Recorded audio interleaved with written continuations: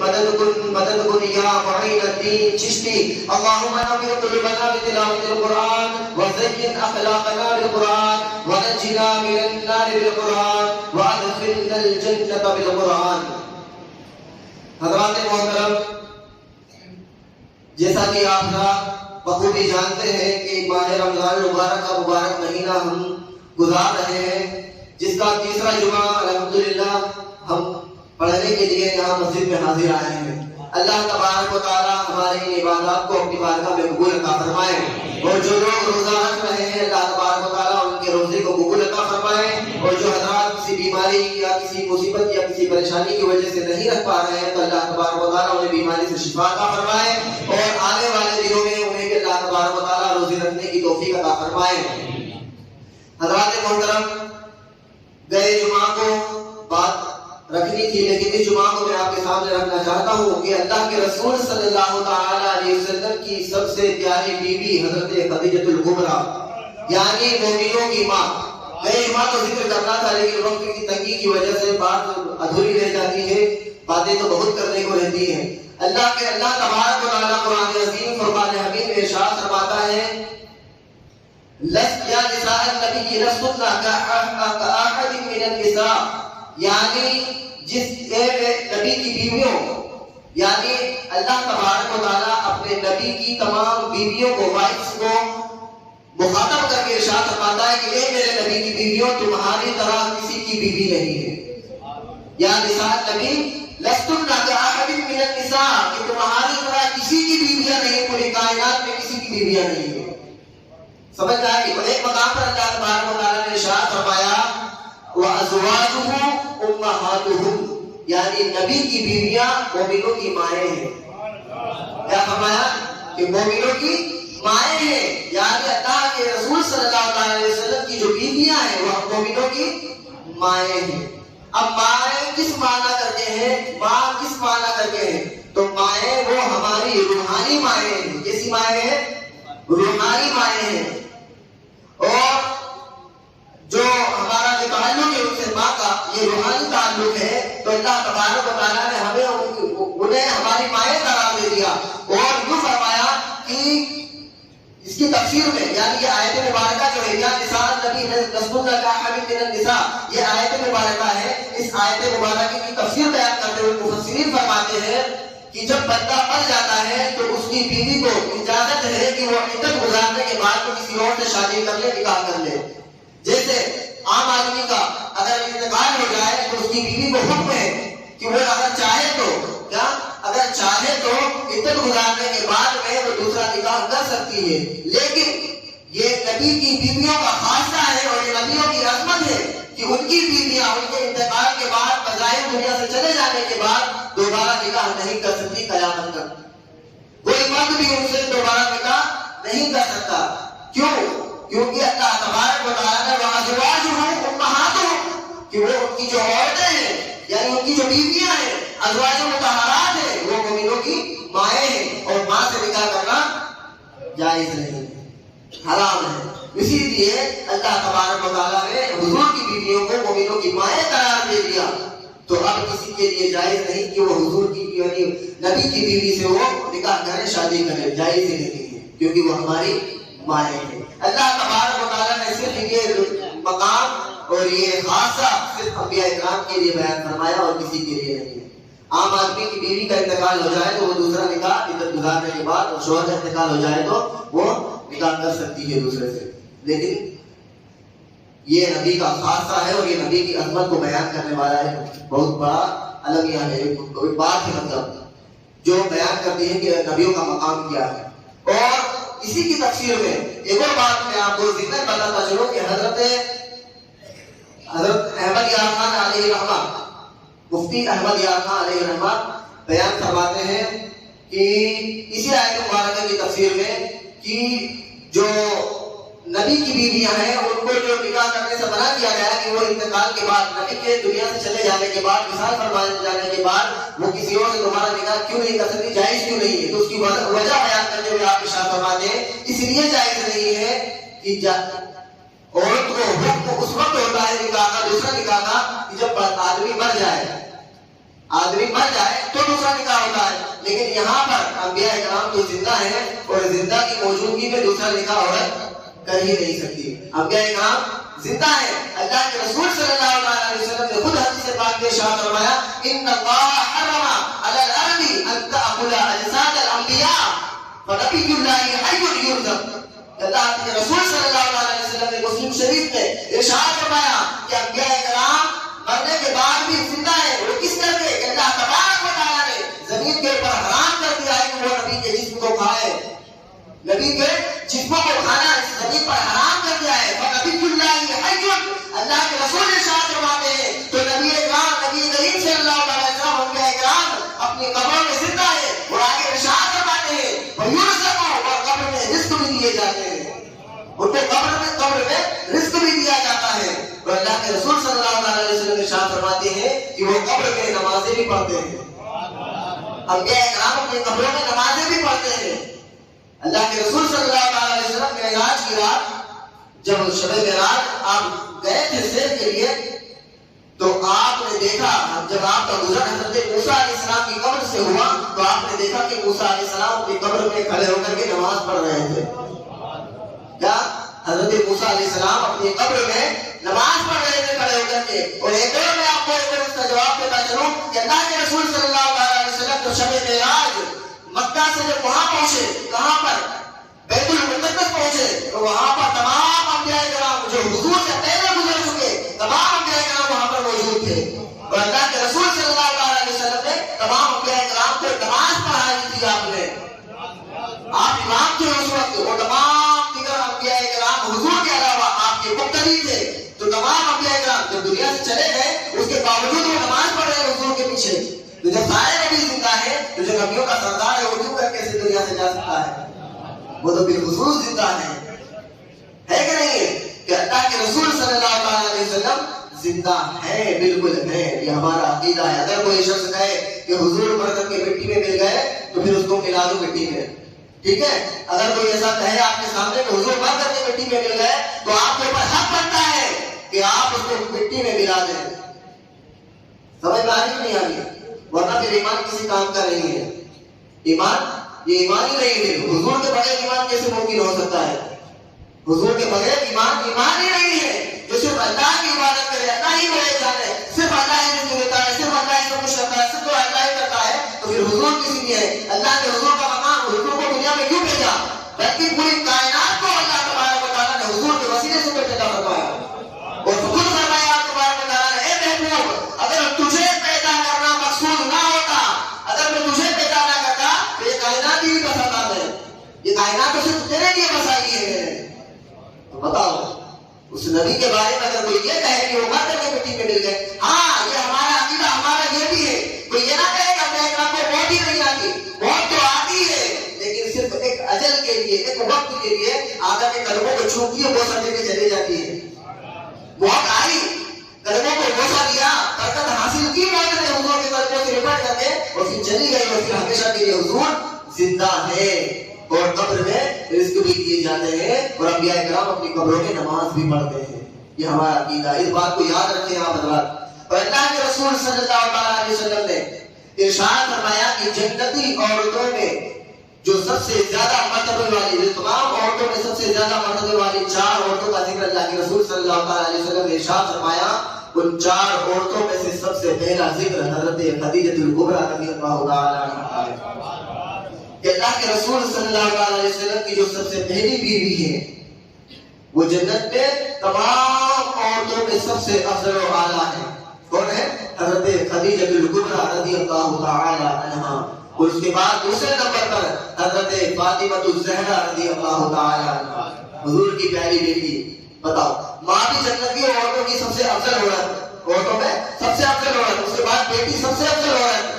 قربان جائیں, ماں بیٹی کا دیکھو مرتبہ دیکھو کتنا ہے. اور یہ وہی عورت ہے کہ اللہ کے رسول صلی اللہ علیہ وسلم نے جب حضرت خدیجہ سے نکاح فرمایا تو نکاح فرمانے کے بعد میں دوبارہ اس وقت تک نکاح نہیں فرمایا جب تک کہ آپ کے نکاح میں حضرت خدیجہ رہی ہے. تا حیات, یعنی تا حیات حضرت خدیجہ کے زندہ رہتے ہوئے اللہ کے رسول صلی اللہ علیہ وسلم نے دوسرا نکاح نہیں فرمایا تھا. حضور نے 11 نکاح فرمائے. کتنے؟ حضور کی کتنی بیویاں ہیں؟ 11 نکاح فرمائے اللہ کے رسول صلی اللہ علیہ وسلم نے سب سے پہلا نکاح حضرت خدیجہ الکبریٰ رضی اللہ تعالیٰ عنہا سے فرمایا، اور حضرت خدیجہ اس وقت تک نکاح میں نہیں جب تک کہ آپ کا انتقال نہیں ہو گیا، یعنی آپ اس وقت تک آپ کے نکاح میں تھی اکیلی تنہا۔ یہ حضرت خدیجہ کا خاصہ ہے، ورنہ تو حضور نے پھر دوبارہ ایک وقت میں 9 بیویاں حضور کے نکاح میں تھی، کتنی 9 بیویاں ایک ساتھ 9 بیویاں حضور کے نکاح میں تھی۔ یہ انبیاء کرام صرف نبی کا خاصہ ہے، یہ سمجھ میں آ رہی؟ بہت سارے لوگ باتیں کرتے ہیں، جیسے کہ کفار کو باتیں کرتے ہیں نا کہ تمہارے نبی نے وہ پیغمبر محمد صلی اللہ علیہ وسلم نے وہ اے ٹو زیڈ ایسی گندی باتیں کرتے ہیں کہ وہ تو خود عورتیں رکھنے کا بہت شوق تھا، باتیں کرنے کو تو بہت باتیں ہیں، ہم بھی برا کہہ سکتے ہیں، لیکن ہمارا اسلام اس بات کی اجازت نہیں دیتا ہے، ہمارا اسلام اس بات کی اجازت نہیں دیتا۔ وہ گندے ہیں، وہ گلاس بولتے نا کہ گلاس پانی ہے تو پانی ڈھولے گا، دودھ ہوگا تو دودھ ڈھولے گا، پیشاب ہوگا تو پیشاب ڈھولے گا، اب انسان کے اندر جو بھرا ہوگا وہی ڈھولے گا نا، جس کے اندر خباثت بھری ہوگی، ناپاکیاں بھری ہوگی تو زبان سے وہی نکلے گا جو اندر بھرا ہوگا۔ ہمارے اندر ایسی خباثتیں نہیں بھری ہوئی ہے کہ ہم کسی کے مذہب کو گالیاں بکے، ہمارا مذہب اس بات کی اجازت نہیں دیتا ہے، ورنہ تو باتیں تو بہت کچھ کہنے کی ہے۔ اللہ کے رسول صلی اللہ علیہ وسلم نے آپ کو ایک بات بتانا چلو کہ اللہ کے رسول صلی اللہ علیہ وسلم نے جب حضرت خدیجہ رضی اللہ تعالی عنہا سے پہلا نکاح فرمایا تو آپ کی عمر مبارک 25 سال کی تھی، اللہ کے رسول صلی اللہ علیہ وسلم کی عمر 25 سال کی تھی، اور حضرت خدیجہ ام المؤمنین خدیجہ الکبریٰ کی عمر کم سے کم 40 سال کی تھی، کم سے کم 40 سال کی تھی، اور روایتیں موجود ہیں کہ 45 سال کی بھی تھی، لیکن 40 سال مانے یا 45 سال مانے تو ذرا اندازہ لگائیں، اگر کوئی آدمی عورتیں رکھنے کا شوقین ہو، جسے عورتوں کا شوق ہو، جسے شہوت کرنے کا شوق ہو، تو وہ آدمی پہلا نکاح پہلی شادی وہ بھی بھری جوانی میں 25 سال کی عمر میں 40 سال کی عورت سے کرے گا، وہ بھی ایسی عورت جو کئی مرتبہ 2-3 مرتبہ پہلے بیوہ ہو چکی ہو، ایسی عورت سے نکاح کرے گا۔ ارے وہ آدمی کبھی نکاح کر ہی نہیں سکتا جو عورتیں رکھنے کا شوقین ہوگا۔ اللہ کے رسول صلی اللہ علیہ وسلم نے بیوہ عورت سے نکاح فرمایا، پہلا نکاح اپنی زندگی کا بھری جوانی کا نکاح، 25 سال زندگی میں پہلا نکاح 40 سالہ عمر کی بیوہ سے نکاح فرمایا، اور یہ امت کو سبق دینا چاہا کہ میری امت کہیں ایسا نہ ہو کہ کسی بیوہ کو ٹھکرا دے یا اسے جلا دے۔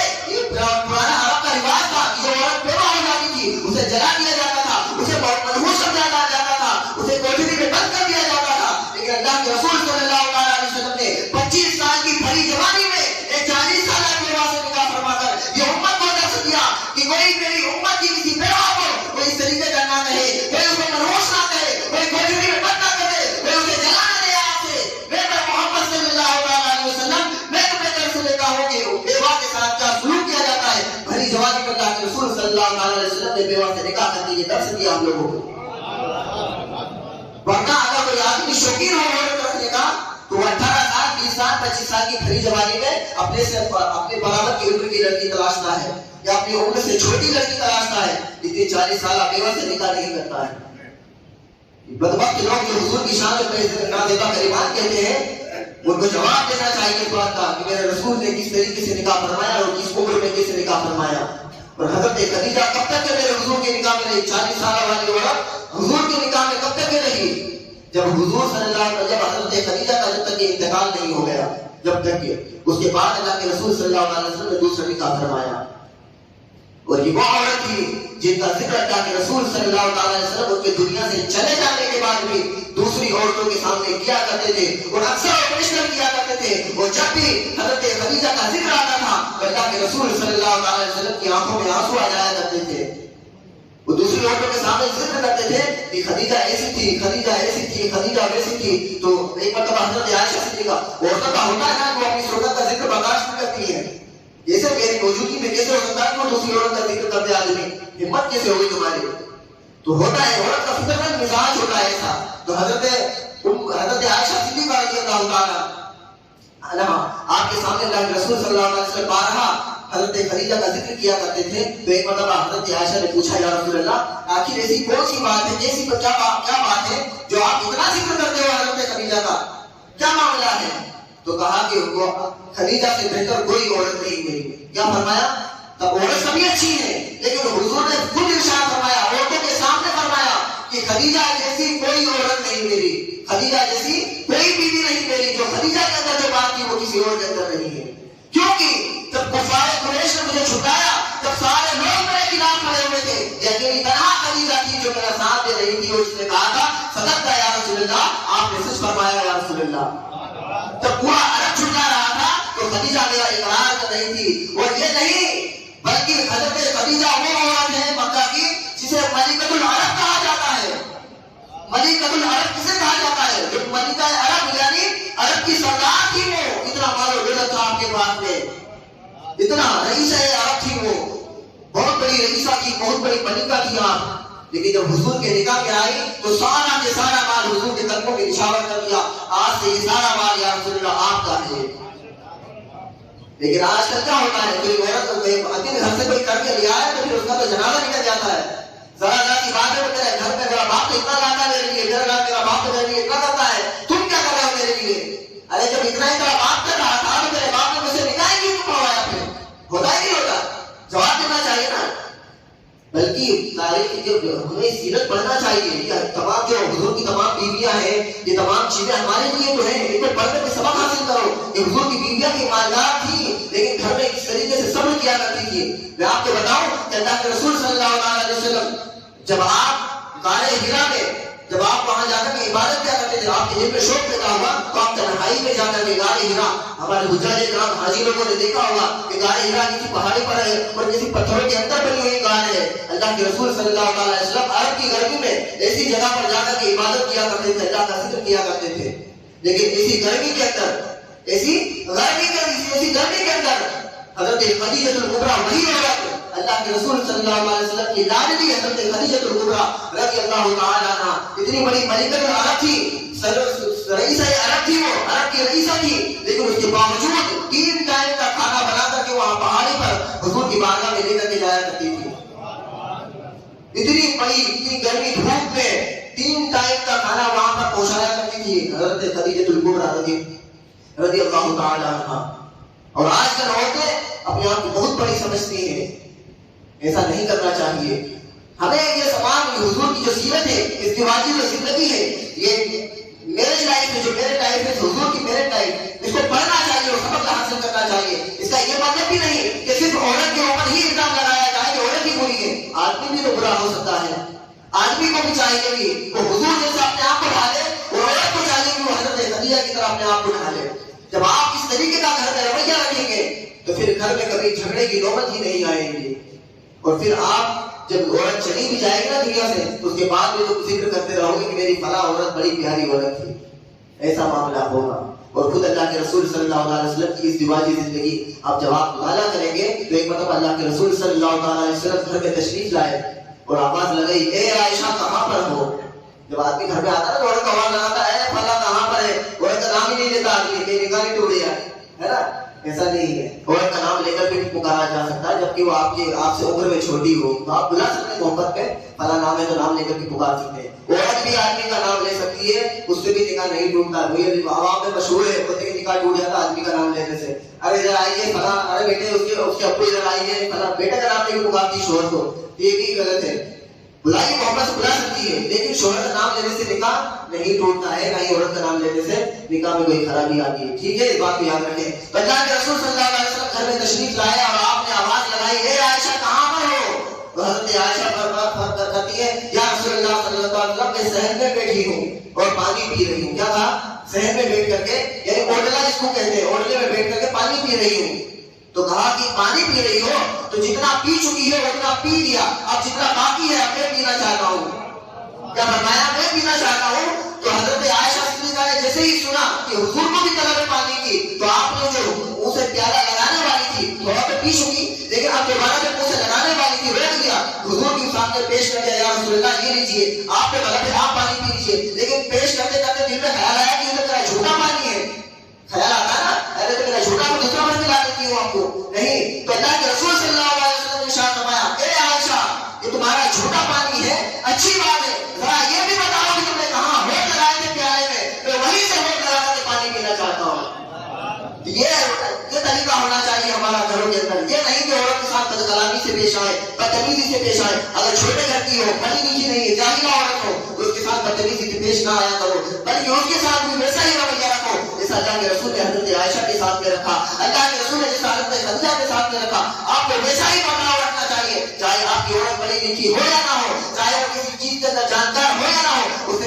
میں غلطی ہو جائے تو آپ اس کے ساتھ نرمی کے ساتھ برتاؤ کیا کریں. وہ دل میں یہ خیال کیا کریں کہ میری بیوی کی کچھ اچھی عادتیں بھی تو ہیں, بری عادت تو ہے لیکن کچھ اچھی بھی عادتیں ہیں جو مجھے بڑی پسند آتی ہیں. تو آپ حضرات اس بات کا خیال رکھیں اور اللہ کے رسول صلی اللہ علیہ وسلم کی جو میرٹ لائف ہے اس کو پڑھ کر کے اپنی زندگی میں اس کو عملی طور پر لانے کی کوشش کیا کریں. اپنے بیوی بچے اپنی بہنوں کو اور گھر میں جو عورتیں ہوتی ہیں لیڈیز ہیں انہیں بھی پڑھنے کی اس بات کی حکم دیا کرو کہ آپ بھی پڑھا کرو اس چیز کو. جب وہ خود بھی پڑھیں گی تو وہ اپنا